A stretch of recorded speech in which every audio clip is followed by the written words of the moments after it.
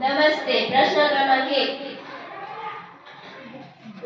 माननीय अध्यक्ष श्री, હું આપના માધ્યમથી મંત્રીશ્રીને પૂછવા માંગુ છું કે તારીખ 30/11/2024 ની સ્થિતિએ મોરબી જિલ્લામાં વહાલી દીકરી હેઠળ કેટલી લાભાર્થીઓને લાભ આપવામાં આવ્યો છે અને તે અન્વયે લાભાર્થીને કેટલી સેવા મંજૂર કરવામાં આવી છે?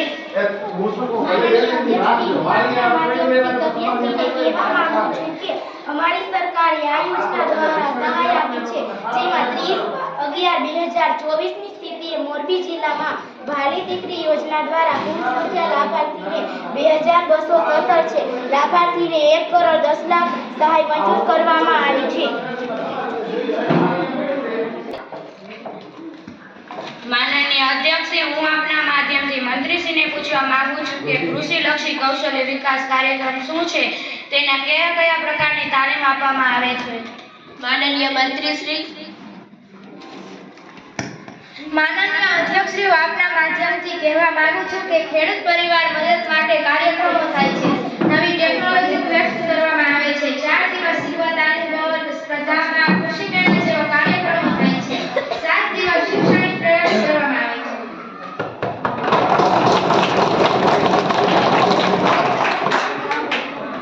પ્રશ્ન ક્રમાંક 3।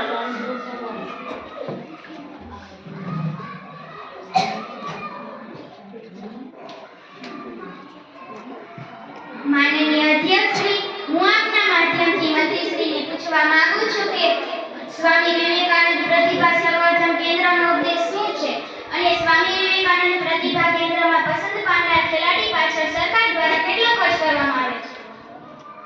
માનનીય મંત્રીશ્રી,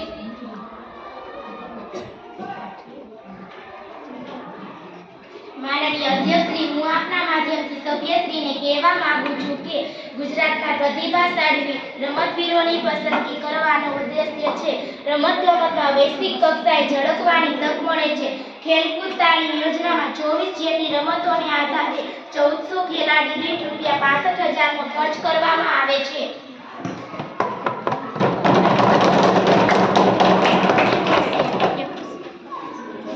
પ્રશ્ન ક્રમાંક 4।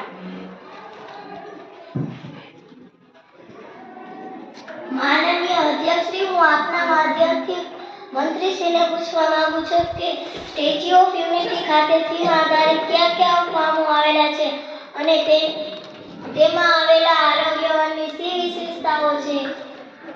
માનનીય મંત્રીશ્રી, માનનીય અધ્યક્ષ, હું આપના માધ્યમથી પૂછવા માંગુ છું કે સરદાર પટેલની વિશ્વની સૌથી ઊંચી પ્રતિમા છે, જે 182 મીટરની ઊંચાઈ ધરાવે છે. વિધાનસભાના સભ્યોની સંખ્યા ધ્યાનમાં રાખીને રાખવામાં આવી છે. થીમ આધારિત ઉપકરણો જેવા કે આરોગ્યવન, બટરફ્લાય ગાર્ડન, કેટલ garden, Ekta nursery, valley of flowers, Arogyavan જેવા ઉપકરણો આવેલા છે. આરોગ્યવન જે 17 હેક્ટર વિસ્તારમાં ફેલાયેલું છે. વ્યાપક પ્રમાણમાં આરોગ્યવન વનસ્પતિ જોવા મળે છે. તેમાં યોગ્ય આયુબંધનને મહત્વ અપાયું છે.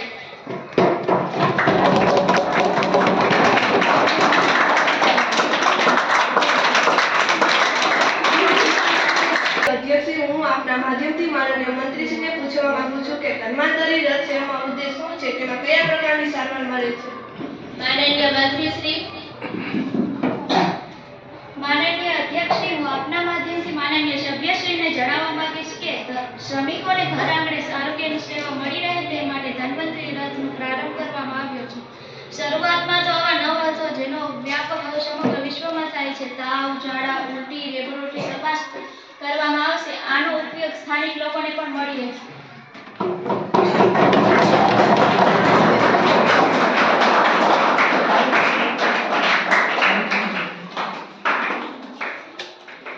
પ્રશ્ન ક્રમાંક 6।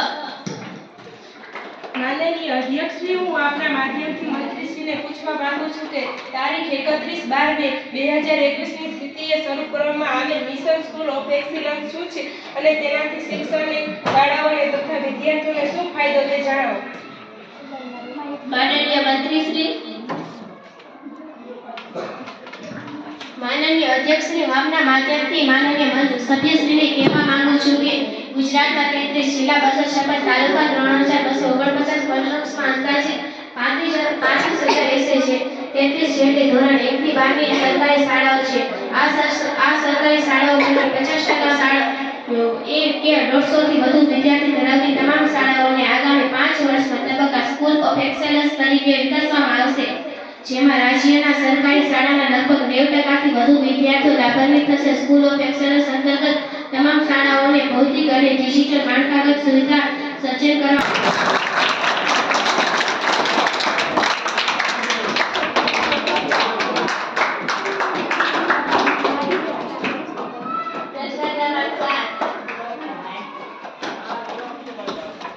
અધ્યક્ષશ્રી, હું આપણા માધ્યમથી મંત્રીશ્રીને પૂછવા માંગુ છું કે સરકાર દ્વારા યોજવામાં આવતો સેવા સેતુ કાર્યક્રમ શું છે અને સેવા સેતુ કાર્યક્રમમાં કઈ કઈ સેવાઓ આવરી લેવામાં આવે છે? માનનીય મંત્રીશ્રી, માનનીય અધ્યક્ષશ્રી, હું આપણા માધ્યમથી પૂછવા માંગુ છું કે અમારી પ્રજાલક્ષી યોજનાનો લાભ મળે તે માટે એક જ સ્થળે જવા મળી રહે. જોબ માટે સેવા સેતુ કામ કર્મ સહાય યોજના, બિલ ચૂકવણી, રેશન કાર્ડ ઉમેદવાર જાતિ પ્રમાણપત્ર વગેરે જેવી 56 જેટલી સેવાઓ અમારી સરકાર પૂરી પાડવામાં આવે છે. માનનીય અધ્યક્ષશ્રી, હું આપના માધ્યમથી મંત્રીશ્રીને કહેવા માંગુ છું કે પ્રધાનમંત્રી જન આરોગ્ય યોજના અને યુક્ત ભારત યોજના ગરીબ લોકો માટે શરૂ કરવામાં નાના ધારાઓ છે એ લોકો માટે શરૂ કરવામાં આવેલી છે. આ યોજના ઘણી બધી વિશેષતાઓ છે. તમને બધાને જણાવવા માંગુ છું કે આ સૌથી મોટી હેલ્થ કેર યોજના છે, જેનો લાભ લગભગ 50 કરોડ લોકો લઈ શકે છે. આયુષ્માન ભારત એક એવી યોજના છે જે 10 કરોડ પરિવારને સ્વાસ્થ્ય ધર્મ વીમો આપવામાં આવે છે. આ યોજના હેઠળ પૂરતી પરિવાર સારવાર છે કે બાયપાસ સર્જરી પસંદગી 20% સસ્તીના દરે આપવામાં આવે છે. અધ્યક્ષશ્રી, હું આપના માધ્યમ દ્વારા મંત્રીશ્રીને પૂછવા માંગુ છું કે પ્રધાનમંત્રી આવાસ યોજનામાં સરકાર દ્વારા કેટલી સહાય ચૂકવવામાં આવે છે? માનનીય મંત્રીશ્રી, અધ્યક્ષશ્રી, હું આપના માધ્યમ દ્વારા માનનીય અધ્યક્ષશ્રી, હું આપના માધ્યમ દ્વારા માનનીય સભ્યશ્રીને જણાવવા માંગીશ કે રહેતા લોકો વર્ષ 2011 થી ઘર વિહાણો તેમજ કાચા ઘરો રહેતા લોકોની અમે નોંધ લીધી છે. આમ એમને પાકું ઘર આપવા માટે આ યોજના 1,20,000 રૂપિયા સહાય અમારી સરકાર દ્વારા આપવામાં આવે છે.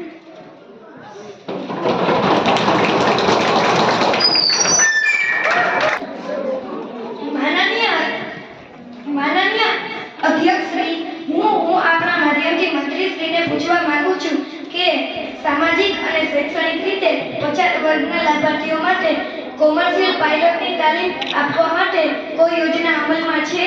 જો હા, તો ઉપયુક્ત તાલીમ માટે કેટલી નાણાકીય સહાય આપવામાં આવે છે?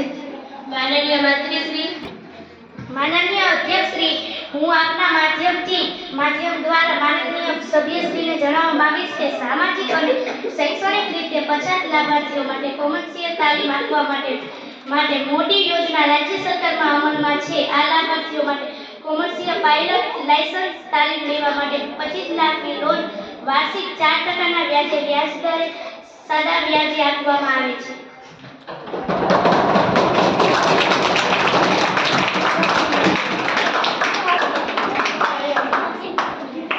પ્રશ્ન ક્રમાંક 12.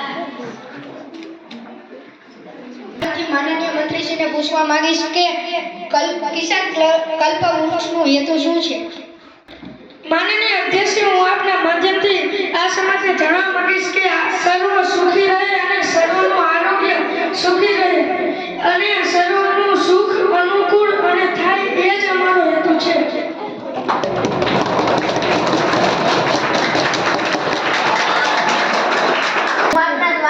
માનનીય મંત્રી પાસેથી જાણવા ઈચ્છું છું કે કુંવરબાઈનું મામેરું યોજના ક્યારથી અમલમાં છે અને આ યોજનાનો હેતુ શું છે, અને સાથે એ પણ જાણવા ઈચ્છું છું કે આ યોજનાનો લાભ કોણ કોણ લઈ શકે છે? માનનીય અધ્યક્ષશ્રી, હું આપના માધ્યમ દ્વારા સભાને જણાવીશ કે કુંવરબાઈનું મામેરું યોજના વર્ષ 1991 થી શરૂ કરવામાં આવી હતી. અનુસૂચિત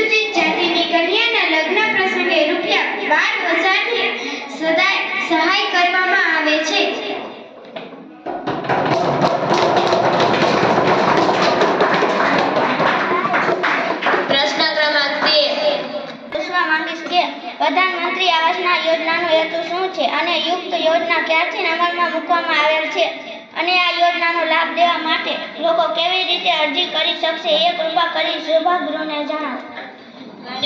માનનીય અધ્યક્ષ હું આપના માધ્યમ દ્વારા તમામ સભાગૃહને જણાવવા માંગીશ કે પ્રધાનમંત્રી આવાસ યોજનાનો લાભ ગ્રામીણ વિસ્તારમાં વસતા ગરીબોના વ્યક્તિઓ અને કાચા મકાનમાં રહેતા લોકોને પાકું મકાન પૂરું પાડવાનું છે. ગ્રામીણ વિસ્તારમાં રહેતા લોકોને પોતાનું સપનાનું ઘર મળી રહે તે જ અમારો હેતુ છે. પ્રધાનમંત્રી આવાસ યોજના 20/11/2016 થી અમલમાં મૂકવામાં આવી છે.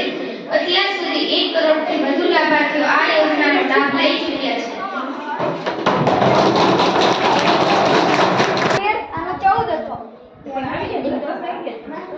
તો કઈ વાત નહીં.